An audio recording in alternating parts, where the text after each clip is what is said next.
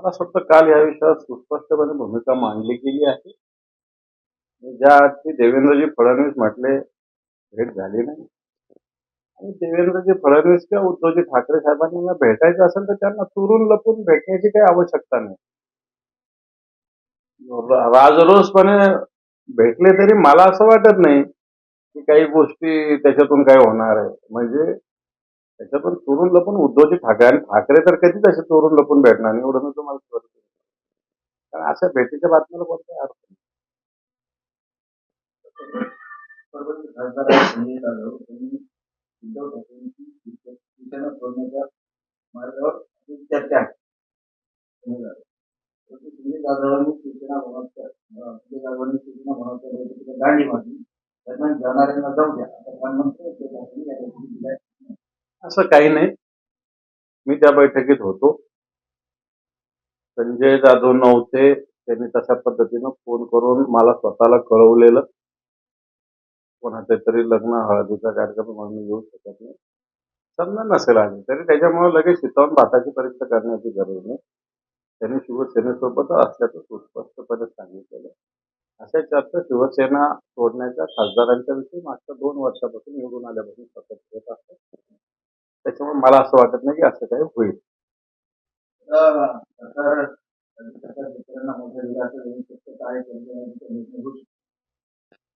व्हावा अशी शेतकऱ्यांची भावना आहे आणि सरसकट 7-12 कोरा करावा अशा प्रकारची भावना आहे.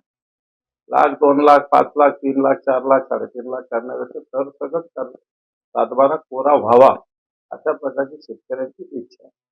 उगाच मलम लावून काही होणार नाही. संपूर्णपणे 7-12 कोरा व्हावा अशा प्रकारची भावना शेतकऱ्यांची असल्यामुळे मला असं वाटतं राज्य सरकारने तशी पावलं उचलावी.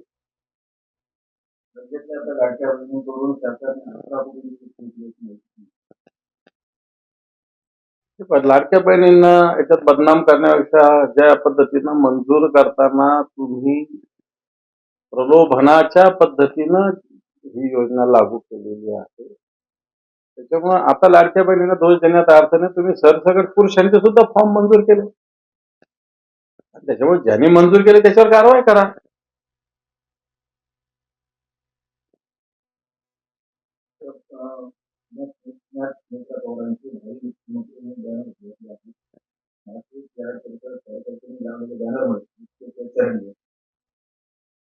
त्यांच्या भावना असेल कोणाला मुख्यमंत्री व्हावं अशा प्रकारच्या भावना असतील तर त्यांनी लगेच एखाद्या कार्यकर्त्यांनी एखाद्याला भावी मुख्यमंत्री लावला म्हणून त्या मुख्यमंत्री होतील.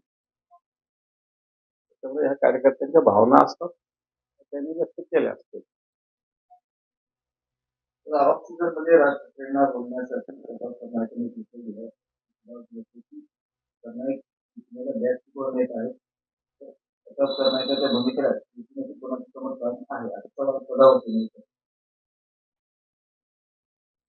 मला नाही कळलं राज ठाकरे बॅकफूट वगैरे काय मराठीची भूमिका मांडण्याची योग्य भूमिका असं मला तरी वाटतं. बाकी मला त्याच्यात काही डिटेल्स.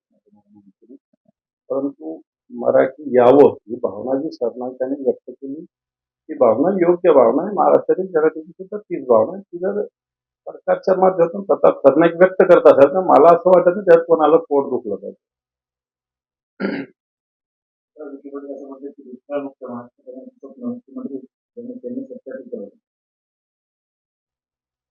आता किती ठिकाणी टँकर चालू आहे जरा विखे पाटलांनी स्पष्ट करावे. पाऊस चांगला झालेला असतानाही टँकर चालू आहे या मार्फत आम्हाला फोन येतात गावागावाहून तहसीलदाराकडे पण फाईल पडलेली म्हणून.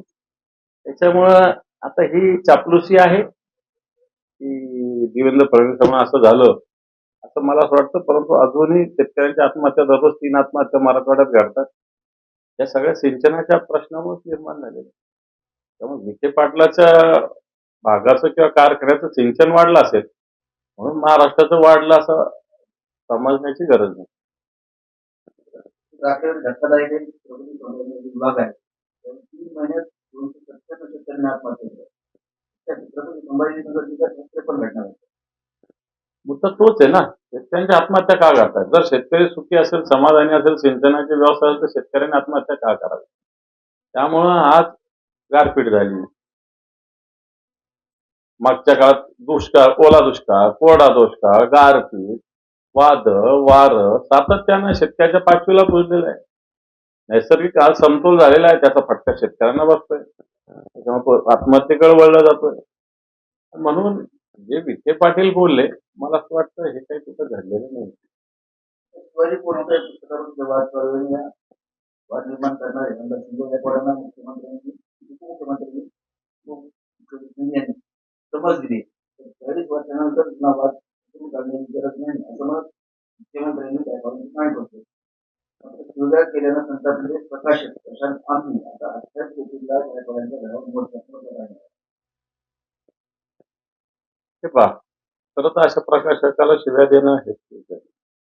पुस्तक प्रकाशित कधी झालेलं आणि त्याचं खरं तर त्याचे 4 पानं उघडून वाचले पाहिजे. छत्रपती शिवाजी महाराजांविषयी त्याच्यात चांगलंच लिहिलंय, काय वाईट थोडी लिहिलेलं आहे. त्याच्यामुळे संजय गायकवाडांनी पुस्तकाचं फक्त कव्हर पेज वाचण्यापेक्षा जर पुस्तक पूर्ण वाचलं असतं तर मला असं वाटत नाही त्यांना प्रकाशकाला अशा पद्धतीत धमकीचा फोन करा असं वाटलं असतं. पण प्रकाशकांनाही मला असं वाटतं गुन्हा दाखल होण्याची भूमिका ठेवायची, फार मोर्चे बिर्चे बांधले प्रकाशकांसारख्या लोकांनी पडू नये.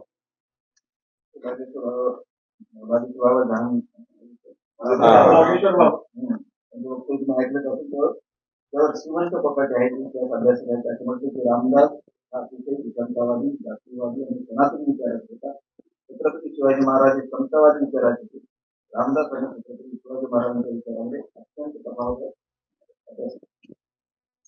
अभ्यासकाचं मत आपण मांडलं पाहिजे असं मला वाटतं. पण छत्रपती शिवराय थकले होते हा शब्द मराठी माणसाला काय, सगळ्या हिंदू जनमानसाला काय, सगळ्यांनाच न पटणारा शब्द आहे. आपण एकदा मी आता एक व्याख्यान ऐकलं होतं, मला लक्षात नाही, पण ना मराठे रुकते है ना मराठे थकते है, असे छत्रपती शिवराय होते. म्हणून मला असं वाटतं हे जे संजय गायकवाड हा वाचाळ व्यक्ती आहे, त्याचं फार सिरियसली आपण घेऊ नये असं मला तरी वाटतं. हे सॉरी, बागेश्वर धाम महाराज जे बोलले की छत्रपती शिवाजी महाराज थकले होते, मला असं वाटतं बागेश्वर धाम कोणाची चापलुसी करतायत हे सगळ्या हिंदुस्थानाला माहित आहे. भारतीय जनता पार्टीसाठी काम करतात, सगळ्यांना माहित आहे. भारतीय जनता पार्टी मराठी अस्मिता असो किंवा देशातली अस्मिता असो ह्या संपवायच्या मागे लागलेले आहे, हे सगळ्यांना माहिती आहे. छत्रपती शिवराय त्यांना नको आहे, छत्रपती शिवराय त्यांना नको आहे, त्यांना महाराणा प्रताप नको आहे, त्यांना झाशीची राणी नको आहे, त्यांना लोकांना भक्तीमध्ये श्रीराम पाहिजे, श्रीकृष्ण पाहिजे, त्याचाच गुंतवतात. ते नसावे असं माझं म्हणणं नाही. छत्रपती शिवरायांचा असा चुकीचा इतिहास समोर आणणं. मागे सुद्धा छत्रपती शिवरायाविषयी, महात्मा ज्योतिबा फुलेविषयी भाजपचेच लोक बोलले ना, कोण राज्यपाल होता तो. आणि म्हणून बागेश्वर धाम यांनी महाराज म्हणून राहावं, अध्यात्माचा प्रचार करावा, राजकारणात पडू नये. मला असं वाटतं राजकीय प्रचार करणाऱ्या बागेश्वर धामच्या प्रवचनाला कोणी जाऊच नये, आपण माझं म्हणणं आहे, स्पष्ट म्हणणं आहे, काय फरक नाही पडत.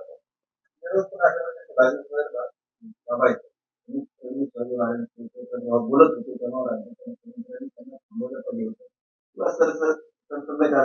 रोखायला हवं.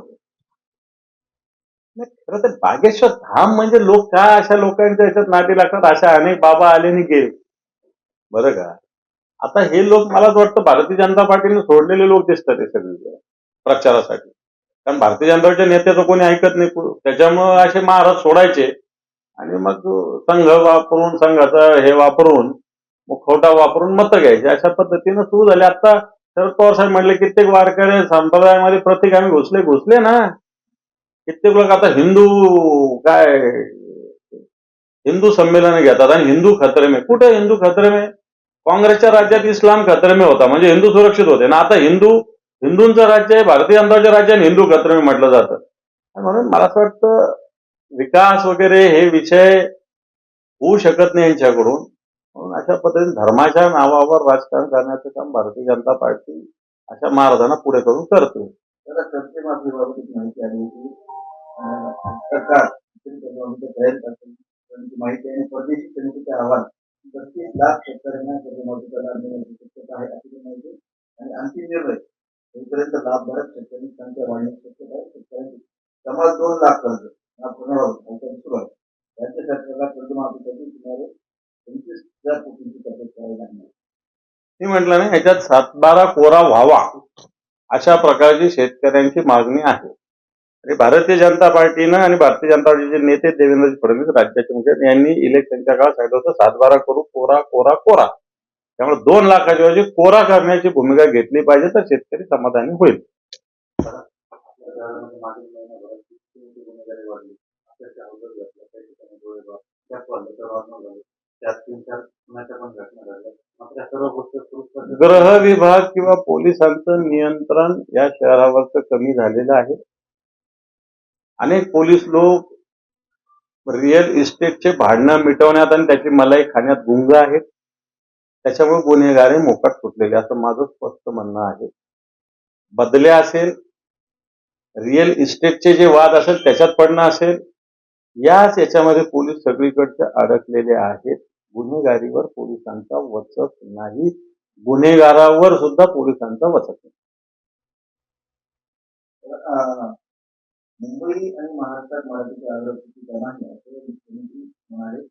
या रस्त्यात मराठी येत नाही, त्यांना मराठी शिकली, यावर विवाद नको अशी चर्चेची भूमिका असल्याचे मुख्यमंत्री म्हणाले. त्यांनी शिक्षणाच्या मराठी शक्ती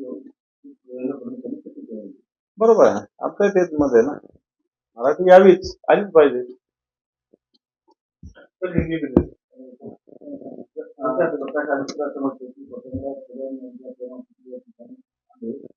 असताना देखील राज्याचे मुख्यमंत्री होऊन दोन महाराष्ट्राने जमावले. स्वतंत्र कदम जाहीर पवार यांचा उल्लेख करावा.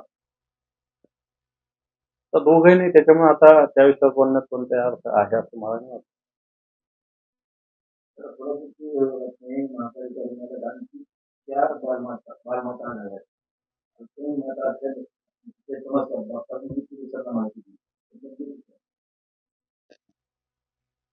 त्याच्याविषयी काय बोलणार, बालमाता असणं याच्याविषयी आपण काय बोलू शकतो, कोणत्या कशा ह्याच्यातून असतील हे मला वाटत नाही त्याच्याविषयी काय बोलावं.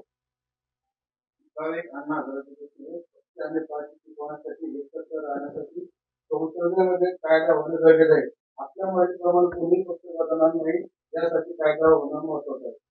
कायदा आहे, त्याची अंमलबजावणी होत नाही, त्याचा मिसयूज सत्ताधारी पक्ष करतोय.